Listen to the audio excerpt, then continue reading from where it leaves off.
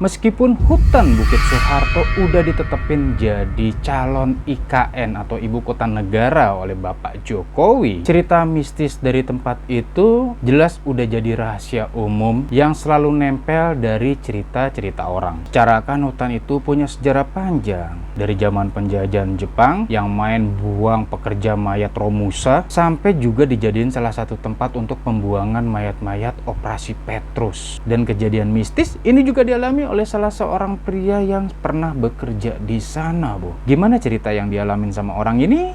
Ikuti terus video ini sampai habis.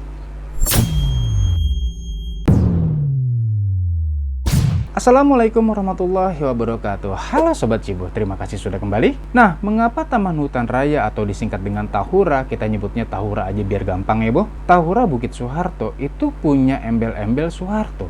Jadi gini, Bu, Tahura itu ada di Kecamatan Semboja di Kabupaten Kutai Kartanegara yang letaknya ada di Kalimantan Timur. Lokasi hutan yang punya luas sekitar 65.850 hektar ini ada di dua kabupaten, yakni Kabupaten Kutai Negara dan Kabupaten Penajem Pasir Utara. Lokasinya bisa ditempuh dengan menggunakan jalan darat, Bu. Ya sekitar 1,5 jam lah dari Samarinda dan sekitar 45 menit itu dari Balikpapan. Nah, sebagian kawasan ini juga udah bisa dilewati melalui ruas tol Balikpapan Samarinda, Bu. Tol yang bernilai 6,2 triliun itu punya panjang 24 km yang ada di dalam Tahura Bukit Soeharto yang merupakan wilayah konservasi. Nah, kembali kenapa ada embel-embel nama Soeharto? Jadi ceritanya Presiden Republik Indonesia yang kedua ini pernah berkunjung ke sana itu menggunakan jalur darat, Bu, yaitu dari Balikpapan ke Samarinda melalui bukit tersebut. Nah, kedatangan Soeharto ini muncullah instruksi pada Departemen Kehutanan untuk melibatkan seluruh pemegang hak dalam melakukan pelestarian, Bu. Sejak itulah Tahura itu dinamakan sebagai Bukit Soeharto. Bahkan tokoh dunia Ratu Beatrix dari Belanda itu pernah berkunjung ke sana loh, Bu. Dia itu merasa kagum loh atas hasil konservasi yang dilakukan oleh Indonesia. Itu sekitar kejadiannya tahun 1990-an. Jadi menurut Ratu Beatrix, Tahura itu termasuk beranda atau contoh keberhasilan Indonesia dalam melakukan pelestarian lingkungan. Nah, seperti yang saya bilang sebelumnya, di luar fungsi dan kegunaan dari Tahura,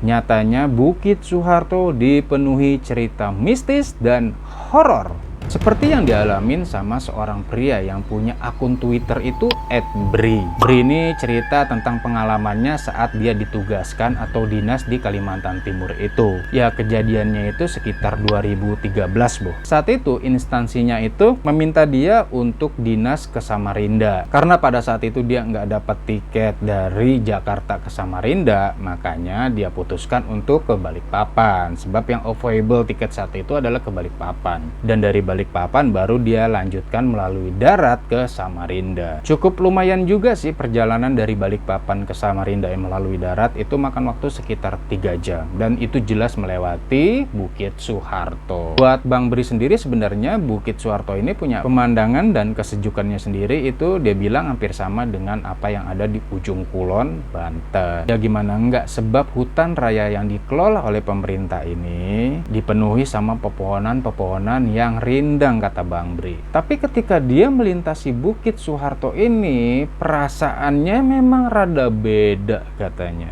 Bang Bri sendiri bilang kalau auranya itu ingin mengungkapkan tentang duka, luka, kelam, dan sebagainya.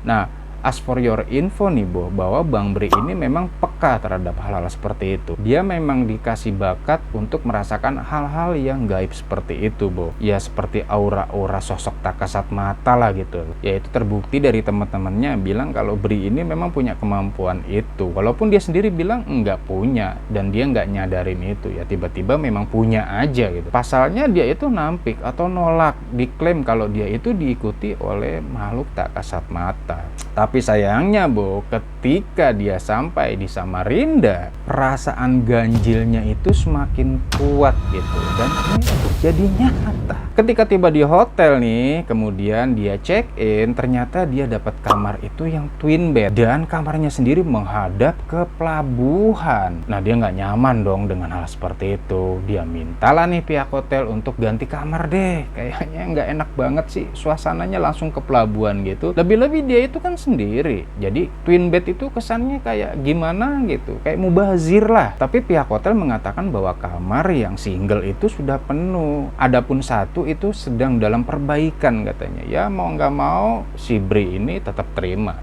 Ya sudahlah. Tapi ya aneh aja kata Bri, soalnya sendiri tapi dapatnya 2 kasur. Dan Bri bilang, ya sudahlah, mau gimana lagi. Akhirnya mau nggak mau Bri harus nempatin kamar itu. Horornya gini, saat dia lagi di kamar mandi, sayup-sayup atau samar-samar dia dengar orang minta tolong katanya, Bu. Tolong antar kami pulang. Tolong antar kami pulang. Begitu rintihannya. Malah nggak cuma satu, ada satu lagi, bahasanya lirih gitu.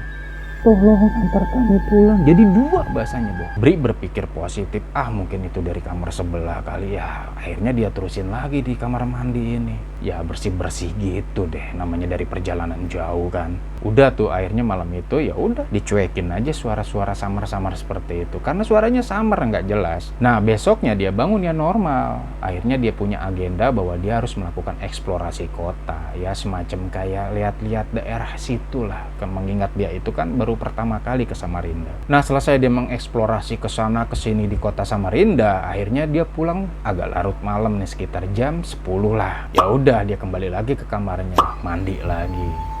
Tapi suara itu kedengeran lagi, Bu. Suara minta tolong. Tolong aku, kembalikan aku. Sama ada 2 juga suaranya. Tolong aku, kembalikan aku. Yang satunya ini agak merintih katanya. Tapi kali ini suaranya agak jelas, Bu, dibanding malam kemarin. Dan kali ini dia kenapa yakin gitu kalau suara itu berasal dari kamarnya.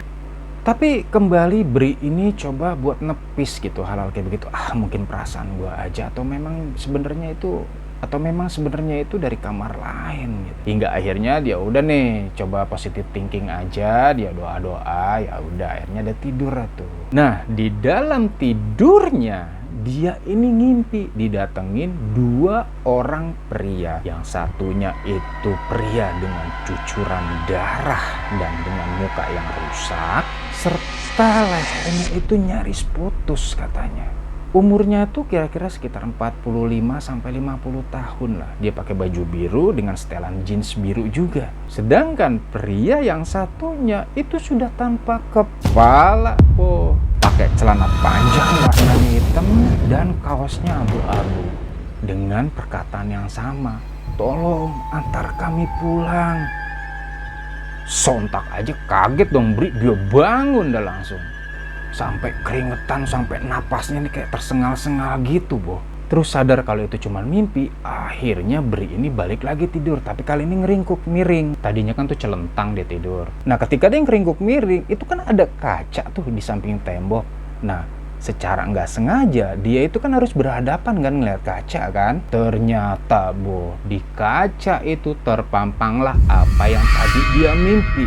2 sosok itu duduk di kasurnya sambil tetap ngomong, tolong antar kami pulang. Dan lantas dia spontan dia bangun dan nengok ke sisi kasur. Ternyata nggak ada dianya. Ternyata makhluk itu nggak ada. Akhirnya dia berpikir bahwa apa halu ya? Apa cuman imajinasi aja ya karena kebawa dari mimpi.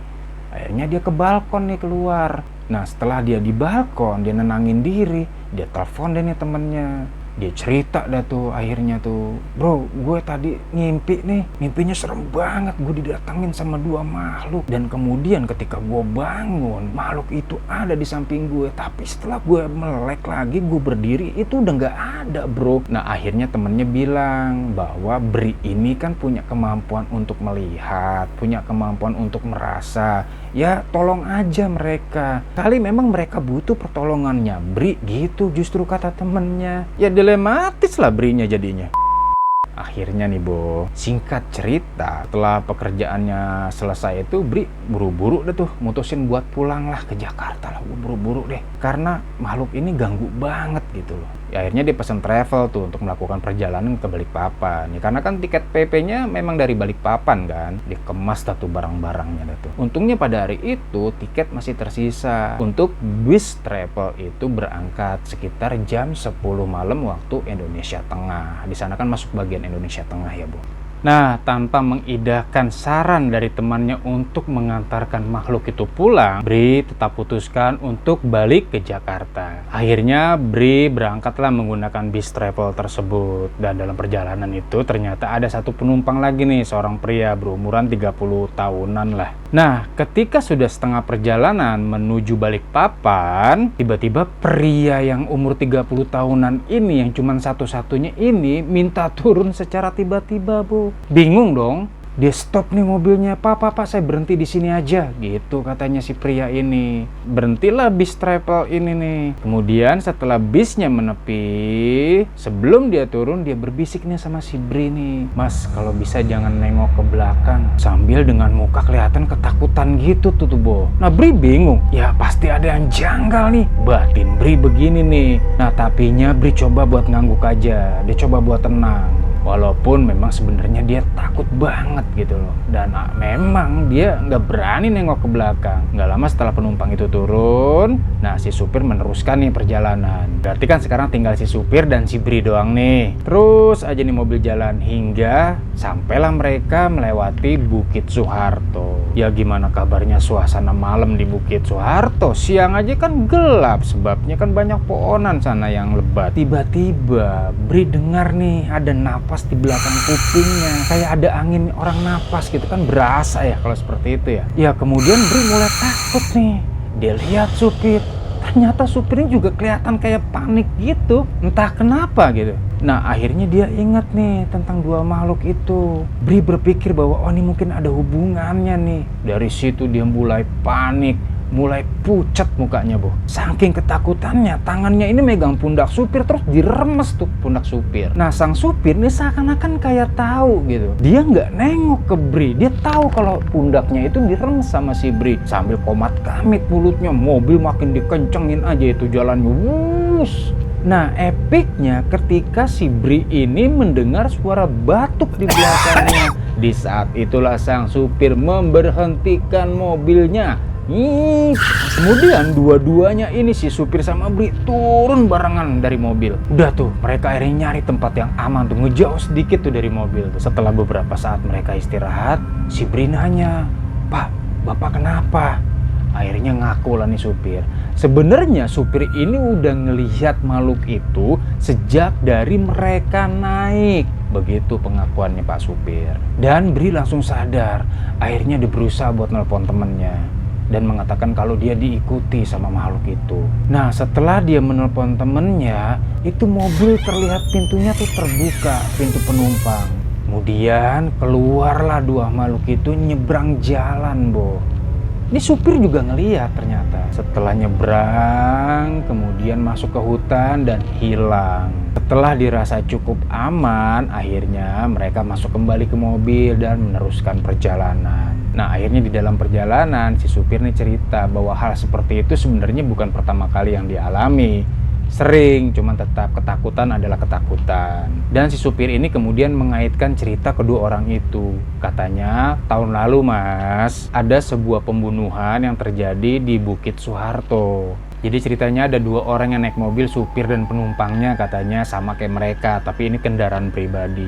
Itu dibegal atau dirampok. Salah satunya itu kepalanya dipenggal katanya. Dan kebetulan juga orang ini itu yang menginap di hotelnya si Mas Bri, katanya begitu. Mungkin ya itu ya di kamarnya Mas Bri kali mungkin ya dia. Nah ternyata supir yang sama Mas Bri ini sebenarnya sama dengan Mas Bri tentang merasakan aura-aura negatif atau keberadaan makhluk gitulah. Dan si supir itu bilang sepertinya kedua orang itu masih punya urusan di Samarinda. Dan sekarang sepertinya mereka udah selesai.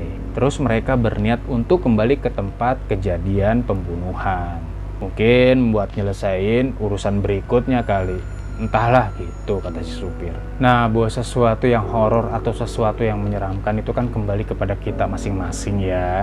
Ketika sesuatu kita sikapi dengan cara yang sangat ketakutan, maka bisa jadi kan jadi horor. Tetapi ketika kita menyikapinya dengan tenang dan bertawakal serta berdoa kepada Yang Maha Kuasa, kemungkinan semuanya itu ya nggak terlalu serem. Walaupun memang sisi keterbatasan manusia mengetahui sesuatu itu kan ada berdasarkan dua hal. Yang satu keyakinan, yang kedua praduga kan. Nah, gimana menurut kalian? Apakah kalian punya cerita sendiri tentang hal-hal yang mistis yang kalian rasakan? Boleh komentar di bawah. Sampai di sini dulu cerita aneh kali ini. Masih banyak cerita-cerita aneh yang mau kita kasih ke kalian. Jadi terus ikuti channel ini. Like kalau kalian suka dan dislike kalau kalian nggak suka. Wassalamualaikum warahmatullahi wabarakatuh. Bye bye.